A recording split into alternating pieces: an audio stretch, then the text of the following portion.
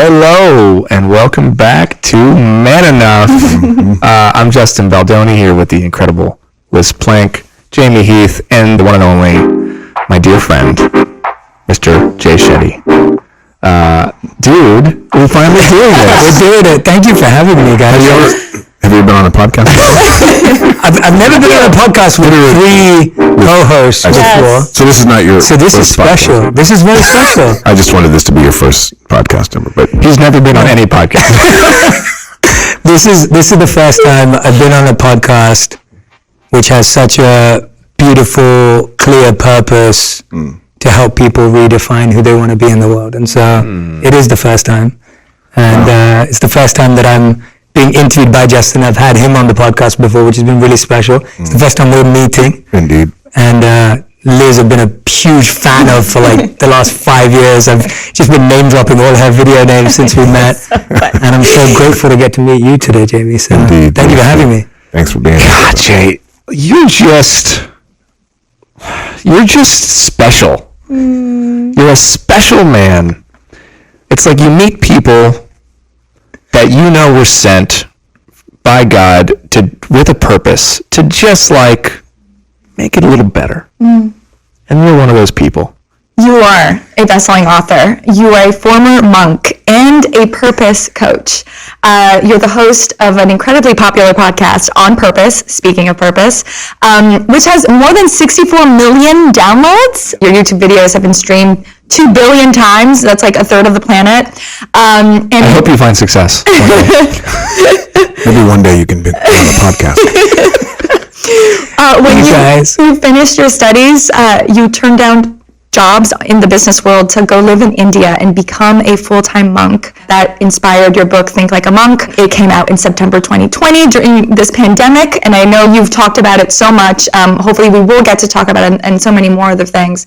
But it's sold out, so many copies. And with that in mind, I'd love to welcome you to our show, to Man Enough. Thank you for embarrassing me. Isn't it awkward to just like hear your, even a portion of your life story of your successes, right? Yeah. Perceived successes. Well, I get it. I value everything you just shared. Like, I'm so grateful and blessed to have that. But I have this practice that we were trained in as monks, that when someone notices something good about you, even what you were just saying earlier, you accept it and you receive it, but you think of the person that helped you get that skill or ability or habit or practice that helped you develop that, intentionally or unintentionally, and you pass it on to them. So I love doing this because I can just sit here and think about all my teachers and monk teachers and pass it back to them and thank them in my heart. So it's an opportunity to be thankful and grateful. So I love that.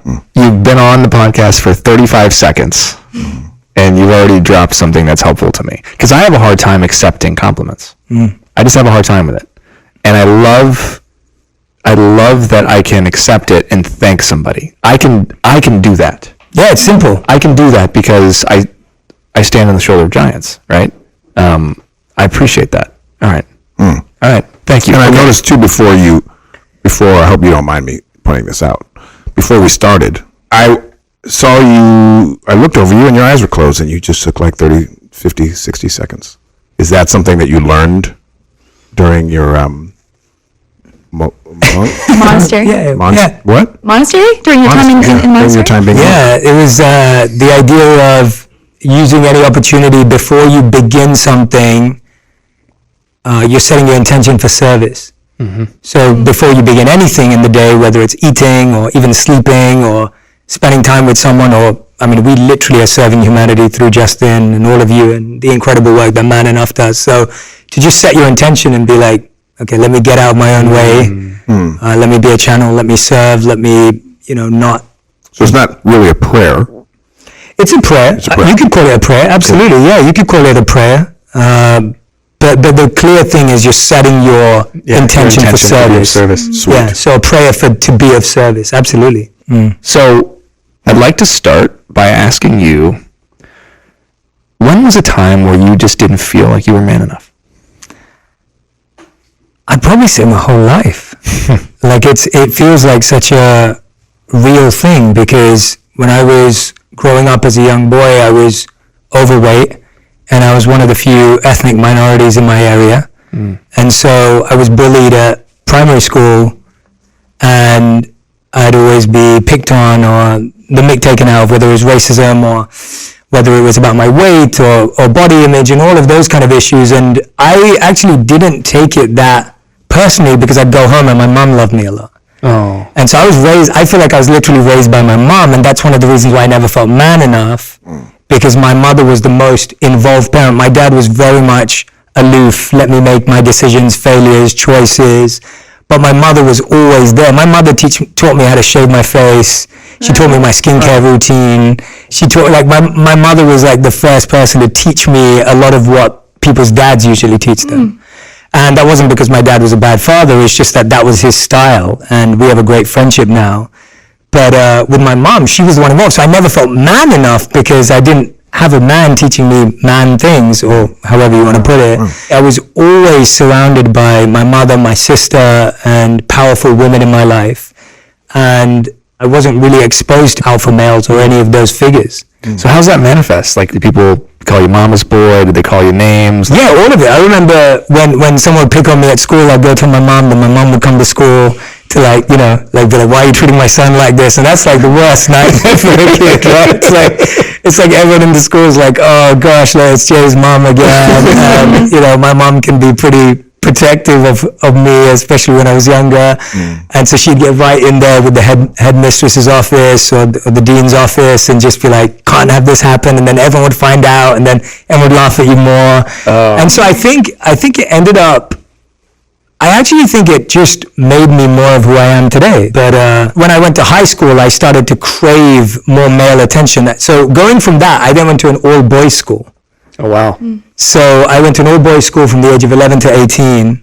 And at that point, you have no one else's validation or recognition to get apart from other boys. Right. Now I want to fit in. Did you seek or crave that attention? Absolutely. That's when I was like, oh, now I want to be seen as strong, and I want to be seen as cool, and I want to be seen as the guy, and I want to be seen as this and that. And so I think that manifested in being quite competitive. And so I wanted to get a spot on the school's rugby team. I wanted to get a spot on the school's swimming team. I wanted to get a spot on the school's... Did you play rugby? I did. I think a big part of it was that masculine feeling that it gave me. And so I think it manifested in insecurities at high school. So as I got older, I actually think between 14 to 18, it manifested as insecurities of seeking validation and recognition for that which was not me. So I wasn't looking to be loved because I was empathetic and compassionate and kind, which is how my mom raised me. Yeah. I was looking to be liked because I was bold and courageous and strong and physical and competitive. And so you almost start looking for validation for the things that you're not. So you were performing. Absolutely. Every day. Absolutely. Absolutely. Masculinity feels like it's a total dance, right? It's a total choreography, and you're kind of watching other men like do it, right? Like even the handshake, like how am I supposed to like do the hug, then the pull, then the Then the what? Show us one more time. There's like a pull, there's a tap sometimes, double tap. No, it's the blow hug. Yeah, there's a lot of different, it's very funny, not funny, but it can be entertaining as a woman to just kind of watch that and be like, I'm so happy I don't have to figure that out. But I want to come back to your point about service, which you really opened up our conversation with.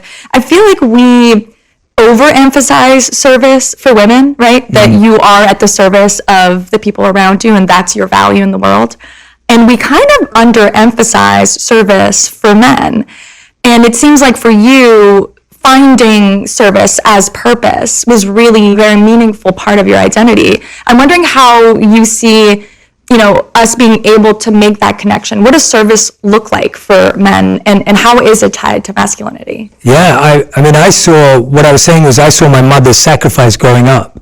So my mother was raising me and my sister deeply with love. I've always felt loved by my mother. And then she would also have her own business. So I didn't know she was an entrepreneur, but she was an entrepreneur, which was so weird because she never made herself out to be an entrepreneur. And so she had her own business. She started it so that she could work more flexibly. And she was taking care of my sister. She'd drop us to school. She'd pick us up. She'd make us dinner. She'd be working as well, and at one point became the main breadwinner in the family as well. And so I saw my mom serve or sacrifice in this way, And so I feel like I got trained by watching her and observing her. And then when I met the monks, the predominant monks that I lived with were all men, and service was at the core of their entire being. So our teachers would always tell us that the only way a culture succeeds is if everyone wants to serve everyone else. And so that was like the encouragement of that culture, and that's where it became so real to me. And for me, service and masculinity go hand in hand, but service and humanity go hand in hand. And I think it's slightly veering off from where we are, but I think it's an important point to make is, when I lived as a monk, we stopped identifying as men and women, and we were asked to identify as consciousness. And that distinction and difference just kind of created this huge like weight off my shoulders, because now it's like, oh, I'm not masculine or feminine, or I'm not this or that. You just are. I'm just consciousness. I'm a human. I'm a soul. I'm whatever you want to call it. I'm energy, and that energy is wired for service. And so the energy inside each of us at this table is wired for service. So the way it connects is that we've been designed to serve, but unfortunately, and I've heard that a lot from women, is that often it turns into being a martyr or going to the point of self-sacrifice and self-sabotage because of how it's encouraged more. And I was speaking at this event, and a man came up to me. He was probably in his 40s. And I had just told a story about how when I met the monks at 18, they shifted my perspective to service. And he said to me, he goes, "You're so lucky that you got that at 18. And I was like, yeah, I know, trust me. Like, I'm so grateful to my teachers. He goes, no, really. He goes, I only realized that someone else mattered when I had a child. And he was like, that was the first time I realized that someone apart from me mattered. And you know, he was obviously being really vulnerable, and I appreciated him sharing that, and I met it with compassion. But I think that's the case, that for a lot of men, I don't think we're trained early on in our life to realize that not just do our kids matter or our partners matter, but everyone matters and more people matter.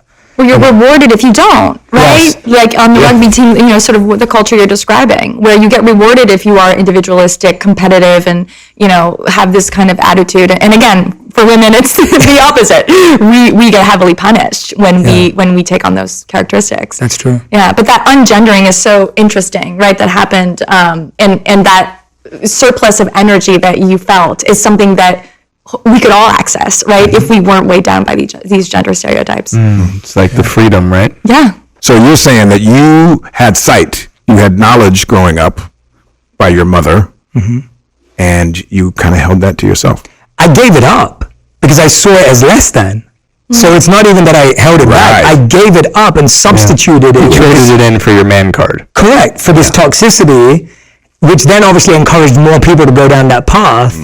And then I think the best thing I've done to try and remove that is when I became a monk, I became the mentor to a lot of young men in London. And those young men are still involved in my life. So I've known them since they were like 16 to 18 years old. They're all like 26 to 28 years old now. And so I feel like those 25 guys, they know who they are. Like, those are like my favorite success story, because I just see them make amazing decisions with their partners, their careers. Like, most of them in relationships now, and I see the husbands and the fathers they're becoming. And I mean, it's you know, many of them become fathers before I am one, and it's just inspiring that they're also leading that way and showing me that people don't have to make as bad a mistakes or go as far as I did. Right. Where do you go? Like when you're struggling, you know, when you and your wife are having a fight, or if you ever have a fight, I don't know if you guys have fights. Lots. Where do you go and share that? Because you are a spiritual guru to millions of people now, right? In many ways, and so many people look to you for advice. But who do you go to? Where do you go when you need help? Yeah. So the first thing I'm going to address the argument with my wife, because I think that's such a good thing to talk about. This is what I find fascinating about the way humans are wired. And I'll give an example. So my wife's been my first guest every year when we launch a new season of the podcast. So she's been on the podcast 3 times, the guest we've had on the most. And every time we'll do like a 1.5 hour episode of everything we struggled with that year. And so we talk about like the mistakes, the failures, the things that went wrong. And the number one comment will be relationship goals. And the number one comment will be couple goals. And what I found is that the human desire to be inspired and want someone to project perfection onto anyone is so strong that my honest comment back is always, please listen to what we just said. And I'm listening. Right? Like, you're like, and not in a not listening and like, and I know you don't mean this, not in an attacking way, but just like, please just listen to me. Like, I just told you that when I first started dating my wife, I thought she wanted to be wooed like in the movies of Hollywood, and I got it all wrong because I was doing all this flashy stuff, and my wife's actually a simple person, did not want any of that. I just told you. You know we have the same story? We haven't. I didn't know that. I didn't know that. Double thing we didn't talk about. We did not talk about that. Identical story. Really? Yeah. I love keep going. Please keep going. So my point's being like, if I've just told you that actually for the first 2 years of our marriage, 2 years of our relationship, we didn't understand each other. Don't just look at us and go like, oh yeah, you guys got green eyes and they match, and so you match, and like, you know, there's just so much more to it. And I find that so reductive. As humans, we so want people to be perfect that we create a pedestal even if someone's telling you the truth. And I think if we just sit and all listen to each other, then A, we won't be let down by people, and B, we won't put people on the pedestal. But who do I go to? So the first thing, I definitely turn to my texts. And I know we share this in common, but the Bhagavad Gita has been such a companion and guide in my life from so long, since I was 18, that I turn to it all the time. My monk teacher, who's now 70 years old, who you actually met. Oh my God, so sweet. Yeah, when he came to my home. So you've met him. And he's now 70 years old. He grew up in Chicago and hitchhiked to India at the age of 19. The story is insane. Yeah, it's an insane story. And so when I'm struggling with something in a major way, when it's like a real like I feel like it's a tragedy at this point, then he's the person I go to, because he always helps me see the reality and see the truth. Again, there's monks in between that journey, so he's like kind of at the top of the order, but then there's other ones that are more like older brothers, and I can be more vulnerable with them, and I don't feel like... So you have monks on, like, phone a friend monks. And they're there to help you, like, just recalibrate, bring yourself to account. So for men who don't have monks on speed dial, what is your advice for them to do business in a more spiritual way? So spirituality and business is an interesting concept, because a lot of people today see it as an oxymoron or, mutually exclusive. And the truth is that spirituality is so powerful that it actually spreads across everything. And I know all of you understand that, but it's like, if spirituality is what we all say it is, then it has the purity and the power to spread across anything. And again, going back to our previous theme, the key element is this for service of humanity, for others, or is this in the service of myself? Now, that's a fine line. Yeah. And I've been on the wrong side of that line plenty of times. So there's plenty of times when I assess options and opportunities in front of me, and I realize I'm only taking that option because there's ego involved. I'm only taking that option because there's an opportunity, or there's a big payout, or there's a nice dollar sign next to it, and I'm only doing it for that. And I've said yes to stuff like that plenty of times to know that I'm not perfect, but the awareness is what I would encourage people to do, is having the ability to be like, here are the 3-4 options in my life right now. Let me write a word above them, which is the intention of why I'm choosing that. And if the word isn't love or service, it's not going to feel good after I finish it. And so that's what I would encourage people to do, as a reflection without needing anyone in their life or anyone around them. I love that. I love that there's this, I don't know the quote exactly, but one of the central figures in the Baha'i faith talks about Abdu'l-Baha, that when you are suffering and when you are going through something and you cannot find a way out, to immediately go be of service to another. Because when you are service to others, you find that your own pains and things just dissipate through that. So when you talked about earlier about being wired for service, so while I think that, also there are some people that are put into service to others, not to be of pure service because they're forced to be put there. Women are some. wives oftentimes, unless we do something different. I have these conversations with Liz all the time. The service that I've always seen with women in my life, my mother, grandmother, all of them, they, there was a lot of sexism going on as well. Not necessarily by my father. Certainly, I want to say no, but all of the stuff that was being experienced. So I think that this idea of service being elevated, but service being forced, how do we really talk about that? And how does service and capitalism, right, like, which feel at odds, how do you reconcile that? Yeah, there's a beautiful statement by Peter Diamandis, and he says that we should redefine the word billionaire to be someone who impacts the lives of 1 billion people. Now, whether you think of that from spirituality or from a money perspective, the wealthiest people in the world are creating something that services the most amount of people, and the scale of the problem you're solving and the depth of the issue is how much money you make. So if someone created a cure for cancer and was able to scale it across the world, they would probably be the wealthiest person on the planet because they created something out of service. Now, you may say, well, Jay, well, no, many people out of wanting the money will figure that out. I'd say that they may, but I'm hoping that on that journey, they'll upgrade and their desire and their intention will be purified. And I think this was what I loved learning from the Bhagavad Gita, which was this idea of there is no pure intention. All intentions are percentages and divided.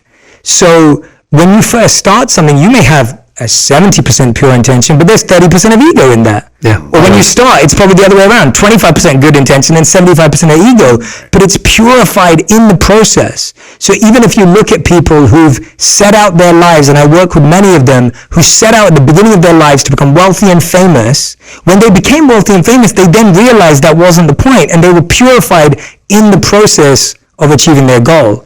And so the way I think about it is that in a capitalist society, even the people that are succeeding because of service, whether it's conscious or not conscious, whether it's intentional or unintentional, they're still only successful. Like Amazon is successful because we all want its service. Like we want to be served by Amazon, right? And I'm not promoting or de-promoting Amazon. I'm just making the point that because it serves a daily need for the majority of the population, they are financially successful because of it. Does that make sense, Liz? I don't know if I'm answering your question. Well, and I see your face, so I'm like, I want to... Well, because I feel like it doesn't purify. Like Jeff Bezos...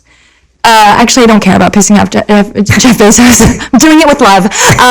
Jeff Bezos, I don't have any evidence that he was purified by becoming a billionaire. Like, he still has 28 bathrooms, but then he's preventing his workers from unionizing, right? So, like, yeah, I guess I'm still wondering how to reconcile those things. And we've talked about the intersection of masculinity and risk, about how, women are willing to take big risks when it comes to redistribution, when it comes to more taxation, when it comes to the environment. And it's actually men who, and particularly white men, that I'm just speaking the data. Hey, I'm sitting here. It's particularly white men because, the 10 most wealthiest people are white men. They have the most to lose. So I think about that all the time. I'm bringing this up because it's something that I grapple with. Yeah. Where I feel like my heart is in the right place, and 100% I've known when it's not, or when I've done something I'm like, this was not for the right reason. But yeah, how do we reconcile those things? I think. And whether anyone's been purified or not, and where their journey of life goes, we'll find out, right? With everyone. I really believe that everyone's on this recurring journey of life, and it's all to get people to realize that service is the only goal. And we kind of have to keep having life experiences and failures and shortcomings and issues and everything going wrong to only remind you of that, and that being the only satisfying thing. The way you reconcile it is only through stillness and solitude. Like, if you don't spend enough time alone every day and try to hear yourself and try to hear the words of your spiritual teachers, guides, texts, then you are only going to hear the noise from society outside, and that's what you'll end up following. Or if you're switching off the noise to listen to a podcast like this and all the other episodes that I've I've seen the guests you've had on and the types of conversations you're having on, you're all performing a service. And by the way, everyone who's listening is also serving by learning. So it's not only the giver that is serving, the receiver is also serving. I think the bigger challenge is also that we've just lacked examples of that. And so to me, it's like I would be traveling with one of our senior monk leaders. You know, this gentleman's 70 years old. I'm like, I don't know, 21 years old. And every day we'd wake up in the morning and he would bow down before me on the floor to honor the soul that's within my heart. And I would do the same back, but he would always beat me to it. And there was no one watching. There were no fanfare. There was no audience. There was no one to do it for. I wasn't Jay Shetty. Like, I was just a kid who's 21 years old. And that's how we were taught to behave with each other, with that much level of respect. Now, he would have done that with anyone in the room. So the reason I'm sharing that is, like, when I experienced that level of masculine, or whatever you want to call that, like, you know, when I experienced that, it gave me faith that a man can be extremely powerful by being extremely humble. Yeah. That a man could penetrate my heart by being really kind and caring and compassionate. But if you've never experienced that, how are you to believe that that's possible? Yeah. I think the first step is to seek and find. Like, I think it's hard to tell anyone the formula for how to navigate that without them finding a purpose that is bigger than themselves. Yeah. Like, it's hard for anyone to navigate life. Sometimes your purpose bigger than yourself becomes your family, when your love for your family, and that's as far and wide as your mind wants to go, and that's beautiful. Yeah. And for some people it becomes the world, and for some people it becomes their town and their city, but everyone has to have something. You know, those beautiful words of Martin Luther King of, you know, if you have nothing to die for, you have nothing to live for. Like, that to me is the clear purpose of life, where we have to seek out what it is that we really care about and what we really believe in. And that can be your family. That's totally fine. Like, this doesn't have to be like I'm going to become an activist and change the world conversation. This is, I care about the quality of life my family has. But I think about quality based on the depth of their experience of life, not just what they have. And I'm going to live my life, or try and live my life in that way. And so to me, the first step is to seek mentors, coaches, guides, guidance. It has to be. It always is. I had the fortune of interviewing Walter Isaacson. He's famously known to write the biographies of the biggest icons of all time. So he wrote the official biography of Leonardo da Vinci, Einstein, Steve Jobs. Like, you know, just it's insane. And he worked at CNN and Time before that. And he wrote a new book about a lady named Jennifer Doudna, who is the founder of gene editing. Now, she's a female scientist who was told by her school teachers that women don't become scientists. Right? Like, women can't be scientists. She just won the Nobel Prize for her discovery. So amazing. And he just wrote a book about her life. It's called Codebreaker. The reason why I'm sharing all of that is that some girl's going to pick up that book, or guy, both, or anyone, or they are going to pick up that book, and they are going to find their role model in that book. We may not have a monk on speed dial, we may not have met a monk when you're 18, but you're going to find when you start searching and looking, and when you find that, you're going to read it, you're going to internalize it, and it's going to change how you think. And I just feel that encouraging people to find coaches, guides, and mentors is the best thing I can do, because there's no one we admire that doesn't have that. Whether they're an athlete, whether they're a singer, whether they're a musician, whether they're a videographer or editor, everyone's had mentors, guides, and coaches, but it's become so far removed from our lives today that everyone thinks they have to figure it out for themselves, and that's where the mess is created from. It sounds like an obvious point, but it's almost like we obviously haven't pushed it enough. Right. Because as a man, to take another person as your mentor also requires you to have humility. You've got to forgive yourself. You've got to be compassionate to yourself. So the simple act of taking on a mentor actually does more for your masculinity than anything else. And also being a mentor. Yes. Right? You reach a place and you have your success, or you've achieved something, and then being of service to that person who's sending the elevator back down. Mm-hmm. But it's the biggest myth of masculinity that we have to do it by ourselves. Yes. Like that that we can't ask for help. We can't ask for guidance. We can't ask for those things. Yeah. Mm. Yeah. I want to ask you something real quick, Jay, because I don't know how you do it. And social media. I want to talk about social media for a second. We talked about it a little bit when I joined your podcast, but we know what social media in many ways does to our brains. We get dopamine hits left and right, much more than, we ever have in human history. Like, dislike, followers, comments, all of which are contributing, I think, to a different kind of pandemic, which is like extremely low self-worth, seeking external validation, and everybody wanting to become the center of attention, an influencer, to have influence. And then you mix in like what's becoming trendy or popular or woke in culture, and then you have service, right? And these lines get very blurred. Like, I've struggled with, like, do I post that? Do I not post that? Like, oh, that didn't get as many likes. And I still have those thoughts.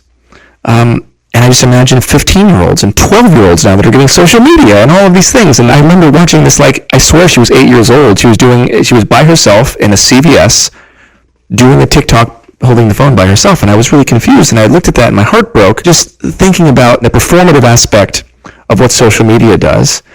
How have you stayed above water? How have you not been affected, or are you ever affected? And I guess that's my question is, are you also affected by if something doesn't have a lot of likes, or if a podcast doesn't have a lot of downloads? Because you seem impermeable in that way. Like, you have the teachings, you're so rooted in the teachings and in your meditation and your practice that it's like you're not shaken by the outside world, but you're teaching people this wisdom, this ancient wisdom, but yet you're doing it from the swamp. How do you stay out of it? And do you struggle ever?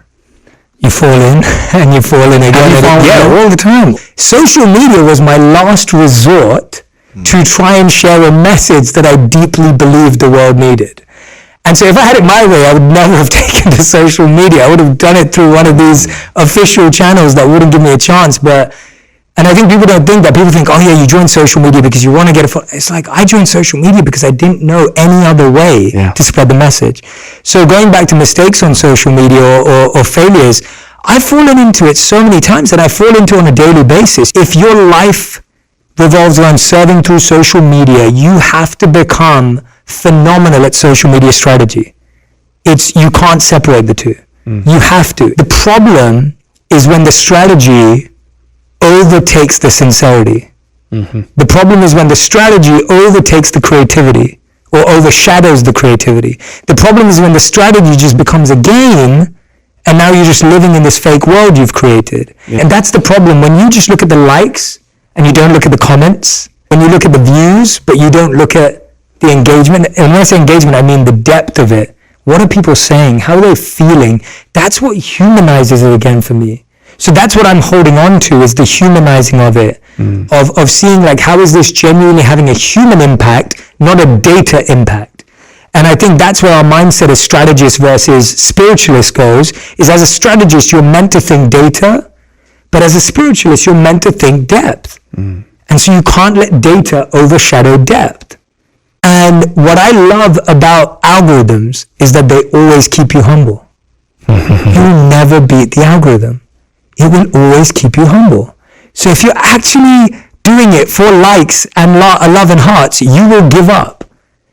But if you're doing it because you just want to find what is going to connect with people, what is going to resonate, what is going to cut through, then that's something that will keep you humble in the process of it, because you'll never win. You've been able to separate how a video does or performs from your own self-worth. Oh, for sure, yeah. I think that is really kind of the key and the question for when that TikTok or that Instagram video turns off.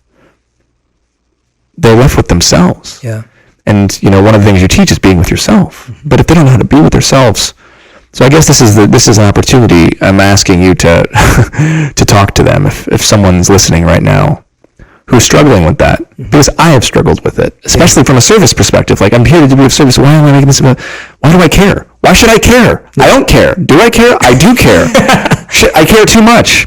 No, I didn't get, and it's like, should I post that? No, but this is my platform. I want to post whatever I want. I want to post a picture of the sunset, but no one's going to like the picture of the sunset, Justin. So post something, I've had these conversations with myself, and the fact that I'm having them drive me crazy. And you just strike me as somebody who doesn't have them as much. And maybe that's because you have a sense of self. The practical answer is all the work goes in thinking about something up front. So when you set your intention when you're creating a piece of content. So my book's the biggest, deepest, most meaningful thing I put out in the world, in my opinion. And I spent a lot of time writing it, researching it, I remember thinking about the experience. Every day you were on a mission, 3-4 hours a day. You were literally, yeah. And I knew that I wanted science in it, and I wanted monk research in it, and so I had monks researching. I had a scientific researcher. Like, it was a real team project to get it to be what I wanted it to be. And I put in all the work up front because my intention was, if you create something with the love, with the service, with the intention of that, then that's what people are going to feel. Whereas if I create it with the intention of going viral, or which you can't actually do, because viral by nature and by what it is means that you can't predict it. Like, people can do that. People decide that. With the book, if you're obsessed with X result, it ruins the process. Yeah. So for me, when I'm in the process, I really shut my windows and I close the doors, and I'm like, this process has to be as pure as possible. So it's not 100%, but it's as good as it can get. And when we look at, and when we talk about how do we share this with the world, let's also make the process really good. Are we sharing in the right places? Are we getting it right? And then when you share it, you know that you've done everything you possibly could to make it worthwhile. And if it doesn't work, you can take that because you've done everything. The problem is when you put something out with the desire of, it's going to do great, I know, I masterminded this, it's perfect, and then it doesn't do well, then it affects you. Whereas when you've built all your self-worth in the process of that, and so I sent my publishers an email, and I'm saying this because I'm proud of myself for doing this, and I'm going to say that here.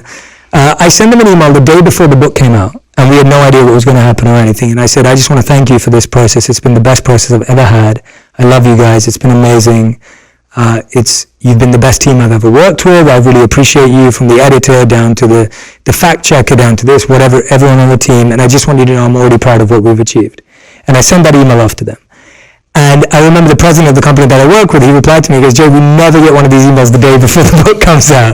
Right. He's like, we always get this if the book does well or whatever. And I was like, no, I genuinely feel so proud of what we've achieved already. Whatever happens, happens. I had my UK publisher tell me, Jay, you know what, we're probably not going to hit number one on the Sunday Times in the UK because, there's some big hitters in the UK coming out this week. Are you okay with that? I was like, dude, I've written the best book I possibly could. We've done the best launch that I probably could have done. I couldn't have done anymore. I'm good. Like, whatever. I don't care.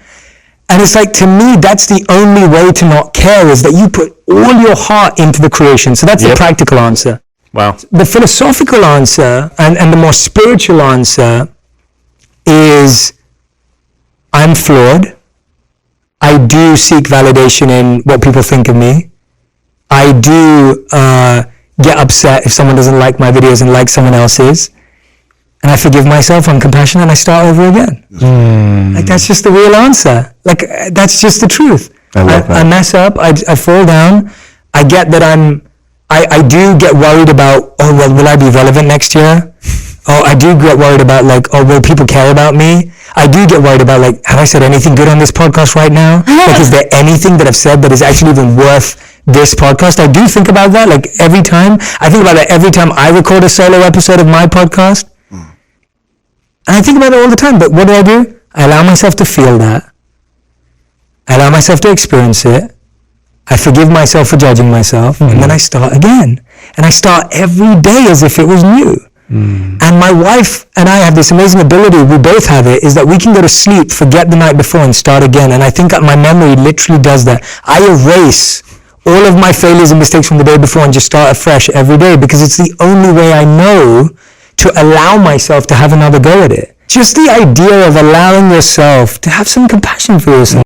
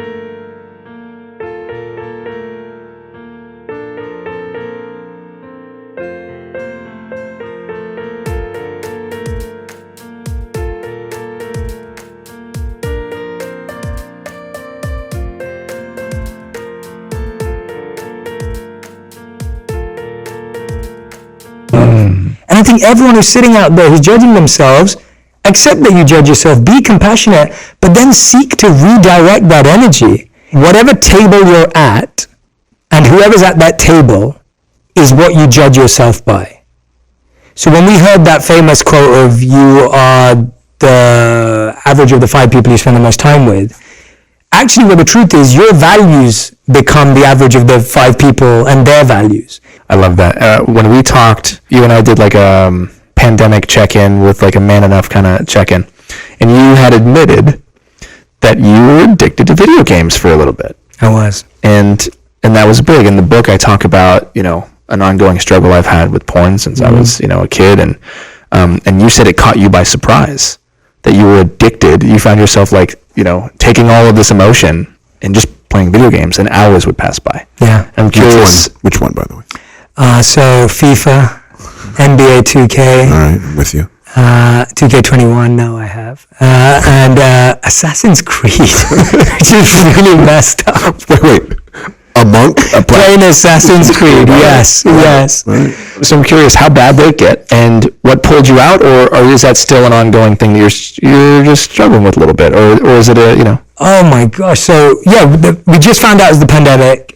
I realized we were going to be stuck indoors. I thought maybe this is going to last a month. That's what I thought. And I was like, all right, well, what am I going to do at this time? Like, a lot of things were getting cancelled at the time and things like that. And we had a friend my wife's friend staying with us, so they would always be spending time together and everything, so I was pretty much on my own. And instead of meditating more or reading more, I ordered a PlayStation, which, by the way, I hadn't played video games for 10 years. Like, I just hadn't. I hadn't watched TV properly, watched the series on TV. I'd watch movies, I love movies. I hadn't watched a TV show for 10 years. But I literally would sit there and play hours and hours of video games, and I think I didn't stop playing for it took 3 to 4 weeks before I realized that I'd been playing video games for 8 hours a day. 8 hours. Time was wasted. I thought I was dealing well with what was going on, but actually I was just using that as my escape to what was actually happening in the world.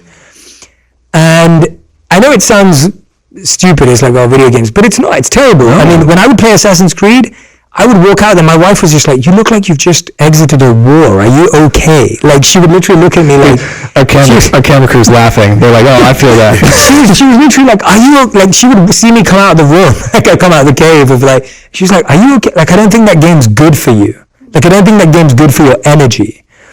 And it was 3 to 4 weeks in where I realized, I was like, God, the world's suffering right now. I should be serving. I'm sitting here playing video games. But... I have to allow myself and cut myself some slack that was my escape at the time. Yeah. I just hadn't slowed down and I hadn't stopped for the last 3 to 4 years. Yeah. I hadn't allowed myself to have any downtime because I was building and serving and creating. That was my outlet. You still realize that it starts to damage your relationships. My mom was like, why are you not calling? I'm not calling my mom. I'm playing 8 hours of video games. Yeah.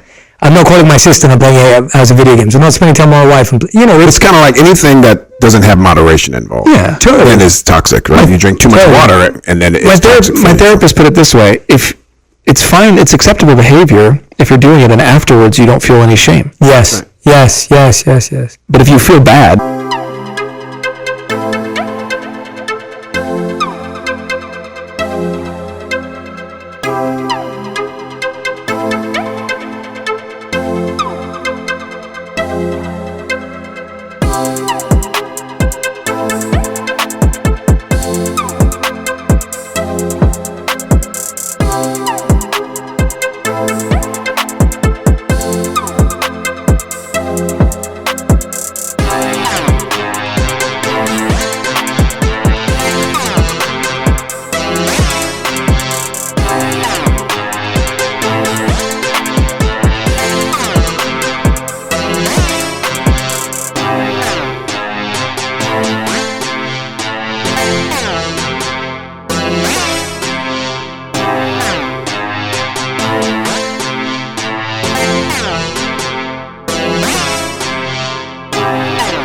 They're terrible, and that you do it again, then you should look at it. Well, there are bad things men can do that they don't feel shame about. Well, for somebody who's like, by the time you get to therapy and you're actually working on that thing, and you're like, hey, you're trying to understand it. By that point, it's like, okay, well, this is probably unhealthy for you if you're that reflective and you're already there. Yes, the answer is yes. It's interesting that it seems to be the women in your life that sort of pointed that out. Always, like the women, like my mother, my sister, and from my wife, I've just learned like I dedicate my book to her because she is more monk than I'll ever be, and that's so humbling. When we got married, I was like the guy who'd been a monk and meditating for all these years, and even some of my spiritual friends were like, oh, you can't marry her, she's new to spirituality, etc., etc. And my wife wakes up earlier than I do, she meditates for longer than I do, she's amazing, like she's far more spiritual than I'll ever be, and I love that because I need that. She's amazing. Yeah, and I need that. If she wasn't that, maybe I wouldn't be who I am today, like maybe I would have got more deviated from the path and lost my way. Jay, you're incredible. We're going to go to these last questions. Welcome to this week's Man Enough Podcast Rapid Fire Questions. Liz, do you want to start? All right, Jay. So rapid fire questions. You ready? When is the last time that you cried? It was probably when I was, it was probably this, because I don't live in the same country as my mom anymore, and because of the pandemic I don't get to see her as much anymore. I used to go back regularly. I feel like whenever I'm leaving London and my mom cries, I cry, because it's my mom, like I love her, like she's done everything for me, and the thing about love is there's no way of repaying it, so you can only keep trying. And I think that that's the beauty of love, and also the hard part of love is that you can't repay real love, and I feel like I'm always in debt to my mom in a good way, and so yeah, I'd say that. Tell me something that other people value that you don't. I'd say it's probably being understood. I'm okay with being misunderstood. Oh, wow. I just think it's reality. I just don't think you will ever be understood by everyone, and so it's okay. Like I don't value being understood anymore. I love that. I used to love being understood. I want to take that as a superpower. Yeah. I'm going to add one. What are you afraid of? I'm afraid of not reaching my potential. I'm genuinely afraid of that. I do think about that. Like I think about the future, and I'm like, I don't want to die having thought that I didn't try my best to do everything that I was meant to do. And my teacher told me something once which set the pedestal of potential much higher. And he asked me once, he said, well, what are you doing right now as an update? And so I was telling him, I was like, I'm doing this podcast and we're launching this book. And I was just sharing it out of love and gratitude to him.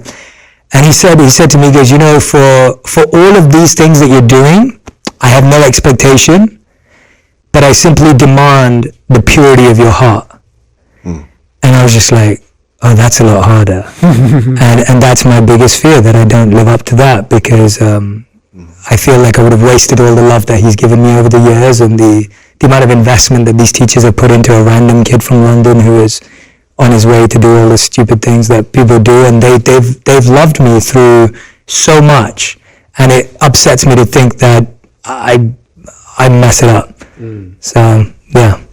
When was the last time you apologized to someone? Today, to my wife. We were doing a video together, and I was rushing to come here or somewhere else, and I had the worst energy, and she stopped me and she looked me in the face and she was like, are you okay? Like, what's up? Like, I can tell that you're just frustrated to be here, but you need to do this right now, and are you okay with that? And then I was like, all right, let's just do it. I don't like your energy right now. And then I went back to her and I gave her a hug and I was like, I'm really sorry. Like, I'm just, I've had a lot on this last week and whatever. So yeah, that was for sure. That was, yeah. And the final question, what does it mean to be man enough? Oh, I think, in my opinion, what it means to be man enough is to... There's a beautiful statement by Russell Barkley where he said that people who need the most love often ask for it in the most unloving ways. And I think what it means to be man enough is to be able to approach everyone with that love, recognizing that the pain they're causing you or anyone else is coming from a place of them being unloved at some point in their life. Well, Jay Shetty, you, my friend, are man enough. Thank you so much for being here with us. Thank you, Liz. Thanks So much for doing this in person Thank too, you. man. I love know